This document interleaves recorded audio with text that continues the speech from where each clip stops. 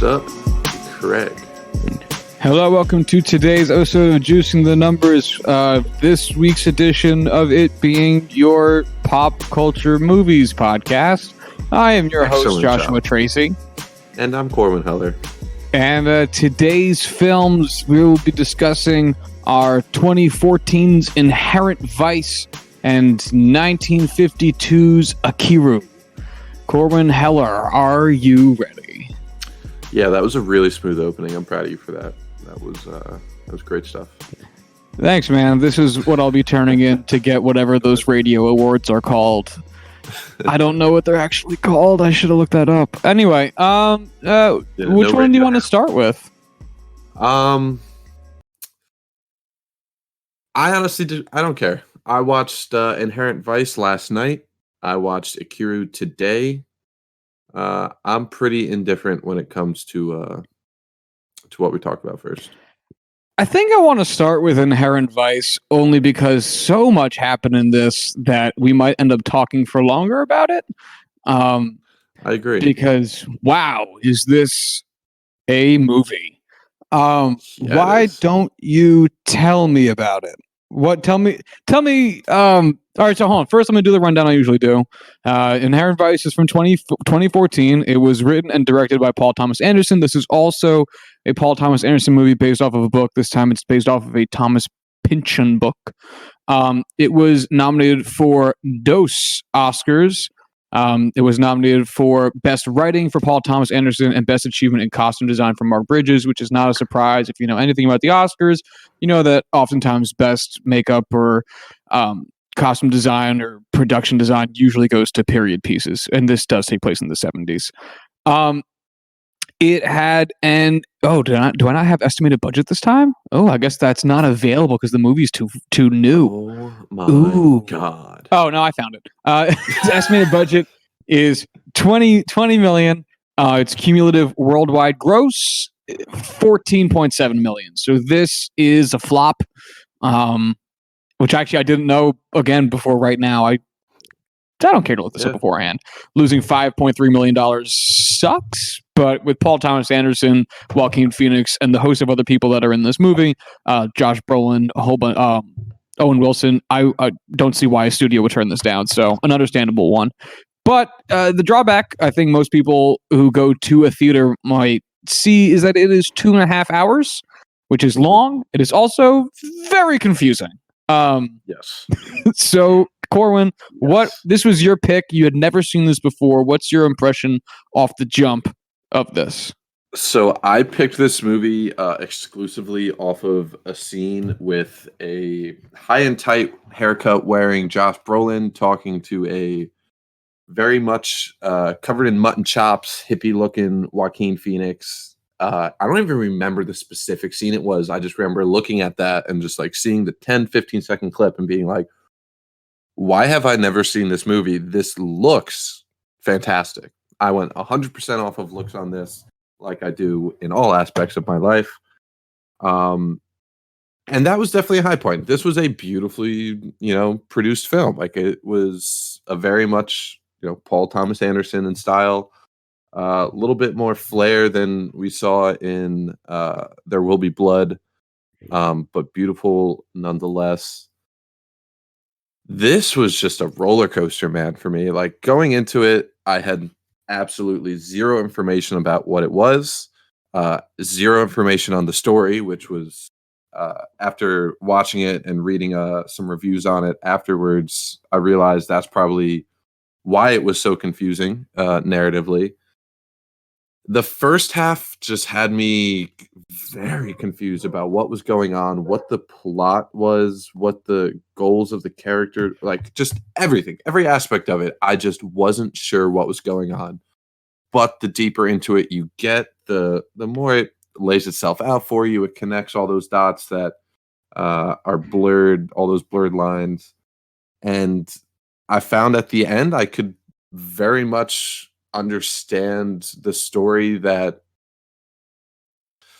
at the end I could put everything together and I understood all the little details that I was just so lost. And a lot of times in movies, even at the end, it's not there, and you just can't understand every aspect of it. This was just, I know we're going to go deeper into this, but this felt like a really great detective movie that was just high the whole time, which I get is very much the, intended feel. And man, it's just so unique. So unique.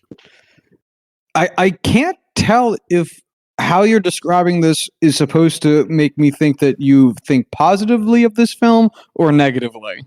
Exactly. So I have seen this before, and I wanted to save my previous recollection of it until this episode. My recollection of this movie is not being thrilled about it. And that was all I really remember. I remember it being really pretty and not liking it that much. And upon watching a second time, I agree with previous Josh's opinion. I think it's exactly what Paul Thomas Anderson wanted it to be. Mm-hmm. And that's not meant to be a dig. That's really tough. And I respect that. And in that instance, I can very much so appreciate the filmmaking, because this comes across as a completed project, like start to finish, top to bottom, what this guy wanted out of it. At the same time, though, this has like all of my least favorite parts of these types of movies. So first off, this is such a subtle point. Fuck whoever did the sound mixing on this movie, because goddamn, the whispering over music where they're matched the same amount already pisses me off. But in a detective movie where every piece of dialogue is eventually going to lead to the next scene that happens, and you can't fucking hear it, is absolutely infuriating. I find myself rewinding often. A lot. Oh my God, so much. And since the audio jack on my laptop is still busted, I basically ended up watching this in my bed with my laptop maybe 6 inches away from my head, just because it was late at night, so I didn't want to wake everyone else up by having it blasting, but I just couldn't hear anything. Yeah, and then it's just like how it fucking is, And the problem is, again, like every scene is a piece, And so if you miss, even like if you tune out for even 5 fucking seconds, you're gonna miss a name or a plot point. And with such a long movie, it's just tough to have something hold your undivided attention in that way. If I had to describe this film to somebody, I would say it's like it's like the Maltese Falcon combined with the Big Lebowski combined with Fear and Loathing in Las Vegas. The Doc Sportello character couldn't have been more Hunter S. Thompson, and his lawyer couldn't have been more of Hunter S. Thompson's lawyer. And plus the strong drug use throughout the entire film is very Hunter S. Thompson, Fear and Loathing. It's got the mystery aspect of like every old school film noir, and that you get out of like a Maltese Falcon or like a Double Indemnity, while also maintaining the goofiness in some respects of the Big Lebowski. But again, it took all the worst parts of those for me, which really sucks, because stylistically, this is so up my alley. I love a good mystery movie. I love a good period piece. I love a good weird expression of artistic intent. And fuck, man, this just wasn't it. Oh, damn. I knew you were gonna hate this. Like maybe like half an hour in, I knew. I was like, man, Josh is gonna fucking truly hate this.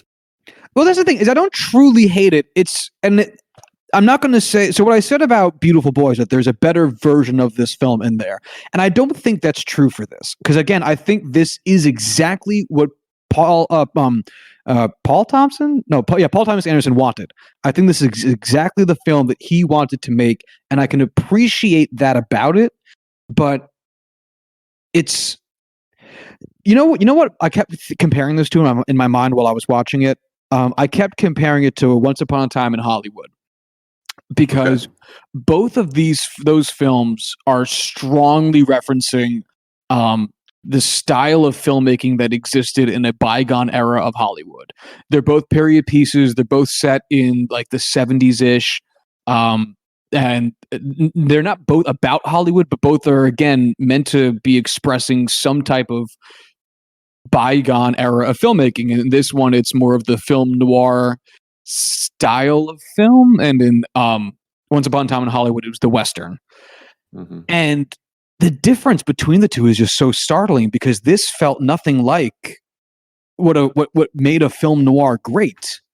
It lacked all the subtlety that a film noir had, while also being too subtle in some aspects for it to be a truly weird, again, Fear and Loathing style film, or even egregious enough to be like an Easy Rider.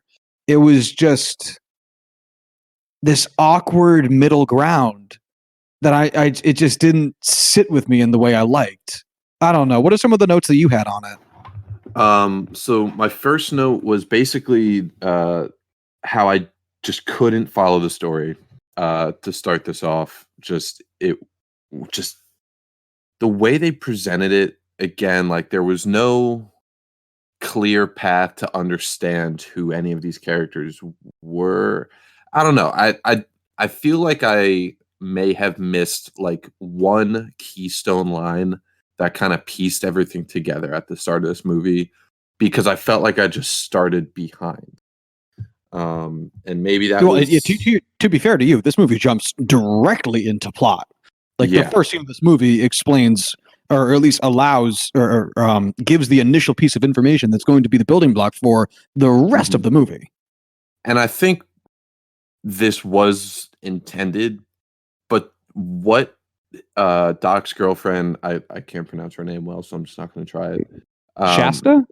Shasta or Chasta, it doesn't matter. I think it's Shasta, SH sound. Shasta. I'm looking at how it's spelled on IMDb, and it looks like Shasta. Okay, which is fine. So Shasta comes in and talking to Doc while he's just waking up, and that's how I felt watching it. I felt like someone just woke me up and was telling me important information, but because I was just being awoken from a sleep, it was like, I hear the words you're saying, I'm not retaining any of the important details, and I just don't have enough context to make it mean anything. Which, probably not ideal. But the more into this movie I got, the more I kind of fell in love with the way they told the story. This is a movie that is high itself. Like, it's a movie about this private investigator who is just fucking stoned all the time, trying to piece together this murder, and sometimes being a genius piecing things together, sometimes just falling ass backwards into the correct clue, the correct lead, whatever it may be, and just it all works out in the end. And I don't know what it was, but I just fell in love with what this movie was. Like, I didn't even know if it was a comedy at first. I didn't know if it was this intense drama mystery. And it's just a little bit of everything. And it's such a fun movie to watch. I love it. These like little jokes sprinkled in that they aren't projected as jokes. There's no punchline. It's just these ridiculous reaction shots, these just crazy little tidbits that you might even just gloss over that just left me laughing my ass off. It was one of those movies where I just enjoyed every second of watching it once I got through that initial just brick wall of confusion. I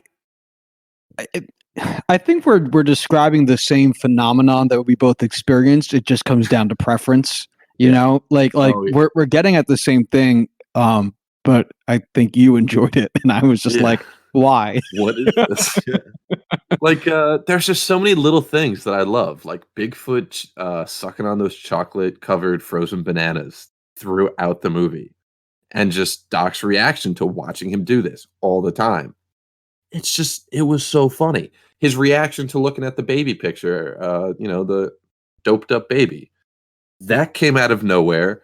I still am not even certain what it was that he was reacting to. Just, it was so innately and naturally funny. I just couldn't help but love it. Listen, I totally understand that I am biased towards certain things. I'm completely irrational with me liking and disliking things, sometimes seemingly at random. I'll own up to the fact that I can't even place my finger on why I love this movie so much. I just do. It's just so weirdly fun. It's a fun movie. And I get why you don't like it, and I am totally okay with it. It's definitely not for everyone. Yeah, one of my notes just says this movie sure has a lot of scenes. Yeah, it does. Which is true. So how would you describe how this movie ends? It ends. It definitely ended. Man, it was one of those things where it's like that was the super classic what was it, stereotype. The detective just ends up doing this just for being innately good and not for any personal gain, and everything's back to normal and everyone lives happily ever after. But it just had its own little unique twist to it with that Bigfoot scene just breaking in his door and just going to town. And man, it was Eating all the ashes out of his fucking ashtray. I took that as it was like his stash. It wasn't like the ashes out of the ashtray, but like the actual stash itself. Because Yeah, I like think he was eating both. I think there was green and there was ash. I think it was like a whole it was plate scenario. yeah, it was so clearly like the Easter basket stuffing, like the crumpled paper strips, and it was just like so unnatural and like clearly he's just eating paper. That was like the only thing throughout the entire movie that really like took me out of it. I love getting immersed in movies, and the biggest detriment to movies that I seem to not like is just taking me out of it.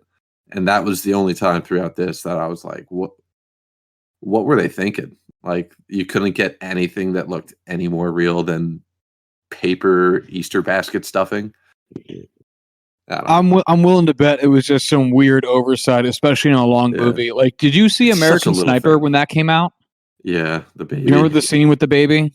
Yeah, that was fucking noticeable. Oh yeah, I was in the theater. Like a close up, like a mid shot of him holding the baby, like just best level. Yeah, Bradley Cooper is like the only thing in that shot. That was directed by Clint Eastwood, right? Yes, who is famous for doing like 1 to 2 takes. Yeah, it's such a Clint Eastwood type mistake where it's just like you could totally see him on set just being like, "Fuck it, I don't care," and just moving on. But whatever. Yeah, like it's such a little thing to be an issue that it's not that big of a deal for me. It's just whatever.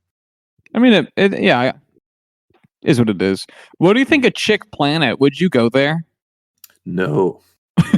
No. That was also, that's where he got like surrounded by Bigfoot at first and he gets knocked out. Yeah, wakes up next to the body. Now, let me ask you this. That's where I'm getting at.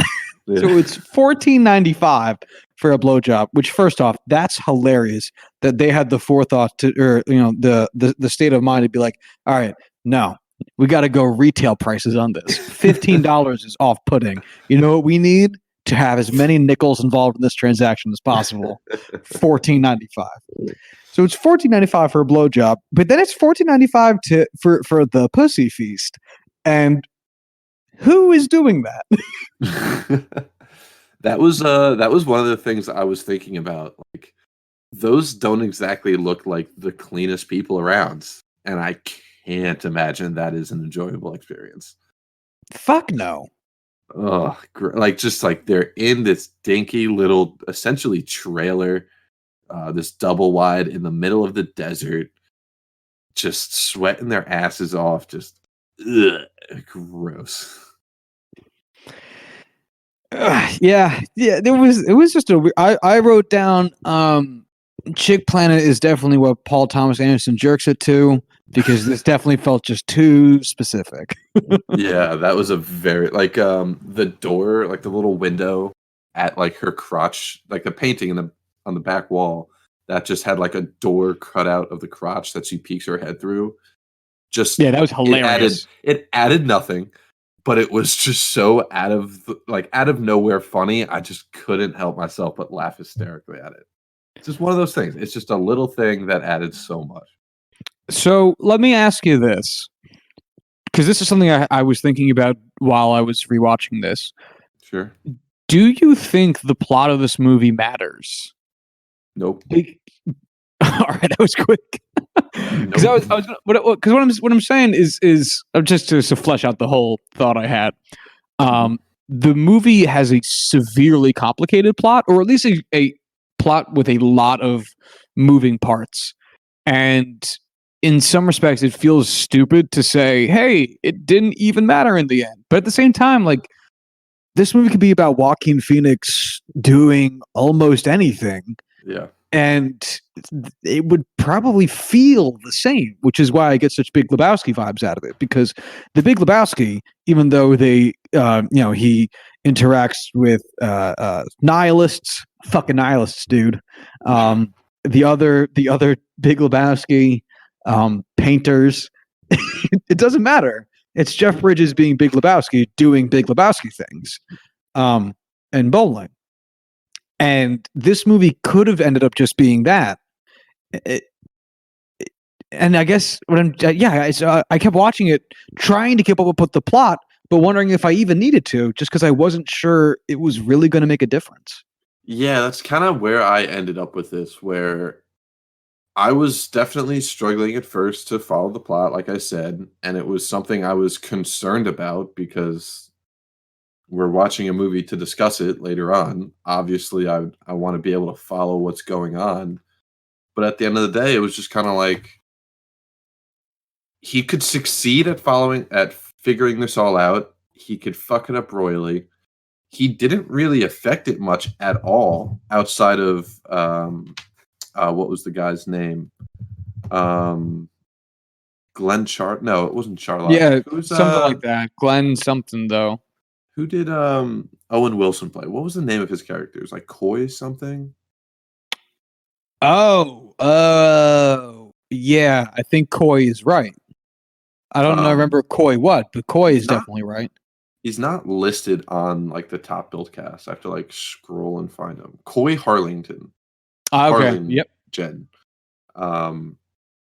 He's really the only, like, that was the only thing that he affected for the better or worse throughout this movie. Everything else just kind of was like, yeah, this was already set in motion. Nothing really changed that much. They brought in the Golden Fang, but that didn't seem like that was really a major issue in the grand scheme of this whatsoever. I don't know, like, they were talking about how they brought down that dentist organization. At the end of the day, though, it really doesn't have any major effect on the major characters. It's just kind of yeah, that's what's happening in the movie, but it's not exactly majorly important. I don't know. I love The Big Lebowski. That might be why I like this movie so much. Just because it reminded me so much of that kind of enjoyment. I just can't get over how much I loved Joaquin Phoenix in this. It was such a perfect character he created for what they were trying to accomplish here. It fits so well. I mean, Joaquin Phoenix is oftentimes like the best part of everything he's in because he's amazing. Oh fuck! I had a point on deck and I already forgot what it was. Damn. Oh, it was actually completely irrelevant. But I remember what it was. Isn't it weird to think every time you see Owen Wilson, damn, this guy got his start with Wes Anderson? That is not the first thing I think of every time I see Owen Wilson. Every time I see him, I just think to myself, I can't believe how different these two men's careers have been. Who? Owen Wilson and Wes Anderson. Wes Anderson? Yeah, Owen Wilson, who you think of as like, oh, that guy from those stupid rom-coms and like the late aughts, and Wes Anderson, who's like that super artsy indie filmmaker. The first time I see Owen Wilson in anything, it's, is he going to say wow?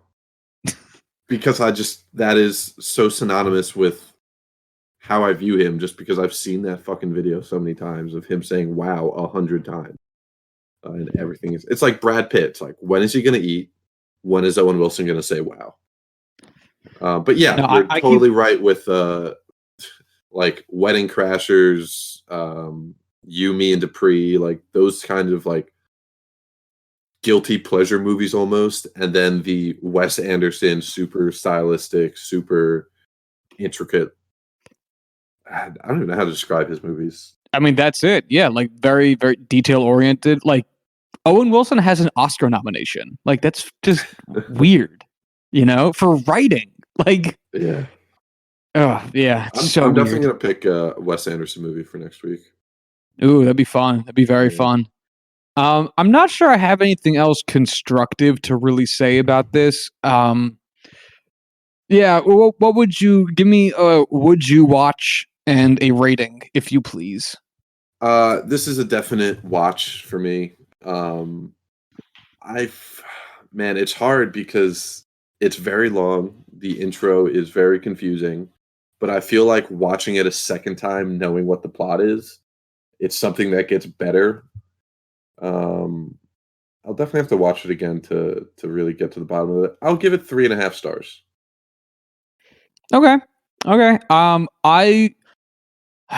I don't want to say don't watch, because again, I can understand that there's an appeal to this film, and I don't want to be rude to it, because I do like Paul Thomas Anderson and I do like the way this is made. I just know it's not for me. So if you're gonna watch it, just understand it's long, it's complex. Not necessarily that it matters, but it is a little complex. And I'll leave it at that. It's definitely got a really nice feel to it that I think is could be, if that's your jam, that it could totally be worth it. But it is what it is. If we're going with a 5-star rating system, I'll go 2.5. Because again, I don't think this is bad. It's just like not my thing, Yeah, I knew that's exactly what it was going to be coming from you. I know you, like, technically you weren't gonna hate this movie the way, disagreed on some movies in the past, but stylistically it wasn't. Yeah. All right, so then let's get into. So that was Corwin's pick. Let's get into my pick, and where I'm sure this is going to get awkward. I picked Ikiru. Corwin. Yes. Oh, let me give you the info on it. Ikiru is a 1952 picture written and directed by Akira Kurosawa. It was 0 Oscar nominations because it's too old and too foreign for that. Does Kurosawa have any Oscar nominations for his career? I'm rather certain he does. I want to say Yojimbo is nominated for some stuff. I'm pulling it up. Oh, he only has 1 Oscar nomination? That's fascinating. And it was for Ran in 1986. That's a shame. And then he has an honorary award from the Academy in 1990. The same award that they tried to give Alfred Hitchcock after never giving him an Oscar throughout, despite a legendary film career and many nominations. And Alfred Hitchcock's famous speech was, "Thank you," and then he walked away, very mad. Yeah, I don't. Oh, I do have some box office here. I don't see an expected budget, so it's tough to really $36 say anything about it. But its cumulative worldwide gross was $90,000. Wow. But also back in 1956. So I can pull up what that is, but so we can get an idea of what the fuck that means. $90,773 in 1956 is $841,000 now. So again, no idea what this movie's budget is. But yeah, there you go. That's some basic information on it. It's a very simple movie. It is about a bureaucrat trying to find the meaning in life after he discovers he has terminal cancer. Corwin, what'd you think? Did not like it. Tell me everything. Big thumbs down. You want to know? Josh, I'm going to say something here, and I feel in the deepest parts of my heart, you're going to get very upset by this. I could not finish this movie. What? I turned it off twice. I just could not sit through it. It is honestly one of the most boring movies I've ever watched in my life. What? I couldn't do it. I probably spent 4.5 hours today total from when I first put this movie on to when I finally said I'm not going to give this another shot, because I kept trying to give it a shot and I just couldn't do it. I probably started and stopped it like 3 different times. Just like, okay, maybe I just need to walk around, get some water, drink some more coffee, whatever. Hit this with a fresh head, and I just couldn't make it through. So what about it was unappealing to you? No, it's just the acting is like watching a stone head. He has like Wanabe's character has one facial expression for 90% of this movie. Like, I get it's an older film, it's a Japanese film. Both of those don't really add up to the most expressive acting, but I felt like I was getting nothing from the characters. Again, it's a foreign language film with subtitles, which I know to some people is a big issue. It typically isn't for me, which is why I'm hesitant to bring it up as being a possible cause of this. I mean, 2 Korean directed and Korean language films are in, the top 5 of my favorite films of all time. So I don't think it should be an issue, but maybe it's something where, reading the subtitles is preventing me from really just noticing the intricacies of the actors and what's going on.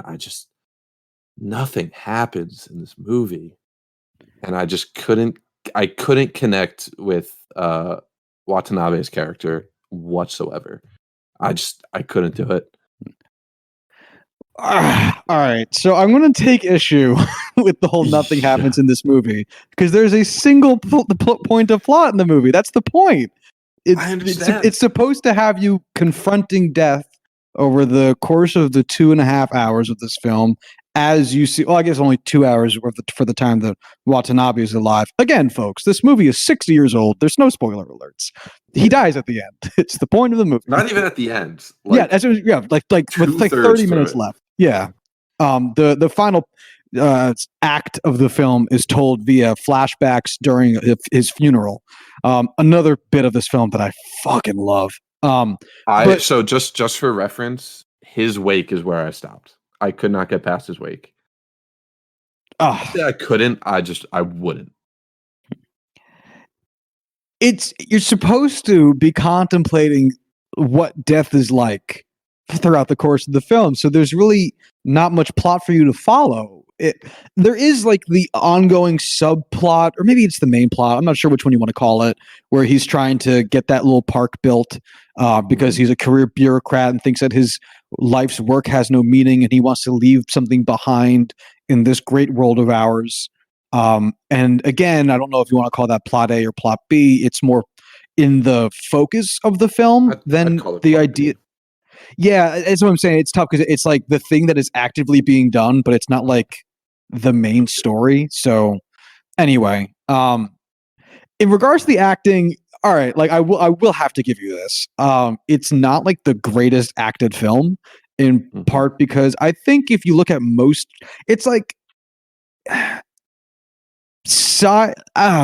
acting has gotten a lot better in general.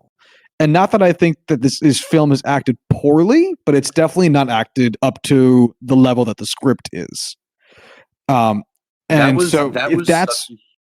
Sorry for butting in. No, go ahead. That might be the biggest issue why I couldn't connect to this very intimate story, is because he's such a robotic actor in this, and he's been better in I think it was Yojimbo or Seven Samurai that this actor Takashi Shimura is a focal point in, but the way that it was edited and just the way they were shooting his face throughout this, it's just I couldn't connect to his emotions of going through this, essentially walk up to his death, where I couldn't connect his emotions. I couldn't feel any of his pain. I couldn't connect to the feeling of being at the not the end of the tunnel, but leading up to the end of it. And I feel like that was probably the biggest factor involved with this. Yeah, a lot of that has to do, in some respects, to the very kabuki theater vibe you get off of it, which is traditional Japanese theater, which requires a lot of very big and dramatic things. And I didn't find him as wooden as I find him over the top. In some respects, like when he's sad, it's like big sad faces in some areas. It's comical. Yeah. And again, that comes from the traditional art of kabuki, but at the same time, this is not kabuki, so it's a weird translation into film. So again, if that's your gripe, I can't exactly argue with you on it. But I love the more pensive nature of this, despite Takashi Shimura's unique performance in it. Is there anything else that really detracted from this? I looked it up. He was nominated for a Best Foreign Actor award. I want to say it was a BAFTA, but regardless, it just blew me away that is something he would be nominated for. Yeah, it was a BAFTA. Yeah, 1960. Look, man. I mean, I know who I am. I like the sad movies. I like the ones that make that where the main guy dies at the end. those are that's my jam. I'm right there with you. Some of my favorite films on a personal level that critically might not be considered great movies that I love are sad, emotional films that make you feel just melancholy and just really introspective. And this just wasn't it for me. Can you relate at all to this? Because the thing that does it for me, the thing that I love about this movie so much is that it still feels very pertinent towards like a modern day occurrence. The fact that it's like cancer is still very modern. Like it's still a thing. If this was like cholera, it would be like, oh, who the fuck dies of cholera? But like it's cancer. It's a thing that's still very much around. He was a bureaucrat, aka a guy who worked a desk job. Like, again, a thing that's still very much so. Oh, maybe nowadays it'll start not being as much of a thing, but something that's still very much so a part of normal day life for most people. And the idea of having to confront death in any kind of way is something that, again, everyone's going to have to go through. I find I connect with it in those levels, in those ways, even though like there's a lot here that I'm just not going to get. The traditional ways of Japan in the 1950s, the idea that this man is in the film supposed to be like 30 years older than I am, and the fact that he's like a head of a family, whereas again I am not. So, but I really love where this movie's coming from, and the sheer interest, like the silhouette, or maybe not silhouette, the basically what's the poster for this film. Takashi Shimura is sitting on a swing that he puts up in a park bench, or in a park, which is also, I believe, if I recall correctly, the final shot of this film. It's an image I still think about every now and then, from time to time, just out of the blue, or when something reminds me of this film, because I connect with it so much. He wanted to do a thing to have a lasting impact on this great big world, having feel like he accomplished nothing, and in some small way, he gets that victory at the end just by putting in a park, by having a swing. I love it. I knew we were going to have these extremely split opinions on this, because the second I put this on, I was like, this is a movie I could see Josh watching on his laptop in the snack shack in the middle of July. Those were good times. Great times. Those were simpler days. The one thing I dislike most about my taste in movies is that I do tend to not be able to enjoy these pre 1960 movies the way I probably should or would if it was just shot in a more modern style, edited in a more modern style, whatever it may be. It's just I typically have a hard time just with that age of movie. Whatever it is. I don't know. This movie just wasn't for me. I should just lean into this whole theme and have us watch The Seventh Seal next. Just to dig down a rabbit hole here for you. I've seen parts of The Seventh Seal. I found that it was shot in a way I didn't mind it nearly as much as this. I definitely found The Seventh Seal an enjoyable movie. And I mean, like, even other Akira Kurosawa movies, like Yojimbo, Seven Samurai, maybe it's just the pacing of it. There's a hell of a lot more excitement in both of those that I enjoyed them both. This might just be the perfect storm. And besides, if you start making us watch a bunch of like early 50s movies, I'm just going to make us watch The Phantom Menace every week. Now, don't you tempt me with a good time. I love me some Jar Jar Binks. This is pod racing. No, I might just go down like a little foreign film rabbit hole. Let's watch 8.5. Let's watch Persona. Let's get weird. Yeah, I'm not really sure what else there really is to say about this. Again, this is just like a difference in taste, I think, more so than anything else. Although, again, I can't truly argue too much with your gripe over acting. But I guess I'm just more of a script guy in that way. Give me a would you watch and a rating. Or would you recommend? I would not recommend watching this movie because I couldn't watch it. I'm really actually torn with what to give this. I feel like there was enough in it that I could appreciate to give it at least half a star, but the fact that I could not watch it through till the end, just like on principle, I should not give this a rating. It should be a 0 just based off of that. So I think I'm going to give it 0 stars. Wow, that is a scathing indictment. It's not even like this movie is so awful it doesn't deserve anything. It's just if you can't finish it, it shouldn't get a star. Oh, so you're like recusing yourself. Yeah, like it's not that I don't want to rate it. It's just like the being able to achieve stars in my rating system should have just the minimum bar of being finishable. So 0 stars. All right. I love this movie. This is a staple of foreign films. If you're ever getting into it, you got to watch 8.5. You got to watch The Seventh Seal. You've got to watch this. Trying to think of some of the ones I didn't like fucking already name, but I already took 3 of like the most famous foreign film directors of their time. Oh no. Bong Joon-ho, man. No, it's more modern foreign cinema. I wouldn't give that the same credence that I would to some of the OGs of the day.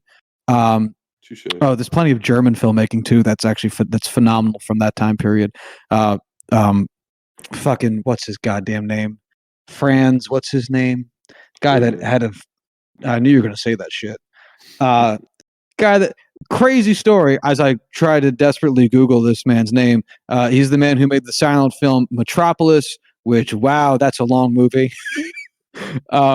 He also made the film M, which I highly recommend. Fritz Lang. Wild story, too, because he fled Germany because of, World War II, because he's Jewish. And his wife decided to stay behind because she thought Hitler was a really cool dude, and they got divorced as a result. Because of course he would. But Hitler actually gave him an official pardon for being Jewish because he liked his movies a lot. So that's Fritz Lang, another yeah. strong recommend. Yeah, amazing. Love Fritz Lang. Anyway, this is like one of those, I'm getting into foreign films. Where do I start? Ikiru. In addition to any of the other big-time Akira Kurosawa movies that Corwin mentioned previously, Yojimbo, Ran, Rashomon, all these really great samurai flicks. Was this one remade the way the others were? Like adapted? Not that I know of. Not that I know of. I don't think so. Because if it was, that would be a very interesting move for next week. Is, watching an adaptation of this to see if I can palate it a little better. Let me look it up. I'm going to look it up right now. Yeah, you do your researches. Who knows? Maybe Sergio Leone made a spaghetti western of it the same way he did Yojimbo, and then also get sued by Akira Kurosawa. Because in case y'all didn't know, Fistful of Dollars is a shot-for-shot ripoff of Yojimbo that Sergio Leone got very sued for, and is not allowed to make money off that movie, or his estate isn't, because he's dead. Anyway, this is a great movie. I love this movie. It's near and dear to my heart. Very much so. 4.5. Please watch it. End of story. Supposedly Stephen Woolley is remaking it. Who is that? I don't know. He directed The Crying Game, Carol. Oh my God, The Crying Game. You ever seen The Crying Game? He was producer for all these. I haven't. Okay. He produced Interview with the Vampire. Yeah, Crying Game is a fucking trip of a movie. But a British soldier kidnapped by IRA terrorists soon befriends one of his captors, who then becomes drawn into the soldier's world. Sure. Yeah, it's got also a really young Forrest Whitaker in it that plays a pretty interesting part. It's a good movie, but it is a journey, my friend. It takes you some weird twists and turns. So anyway, yeah. Anything else to say about either of the movies we watched? Not currently. I felt like I laid it all out there. You certainly did, my friend.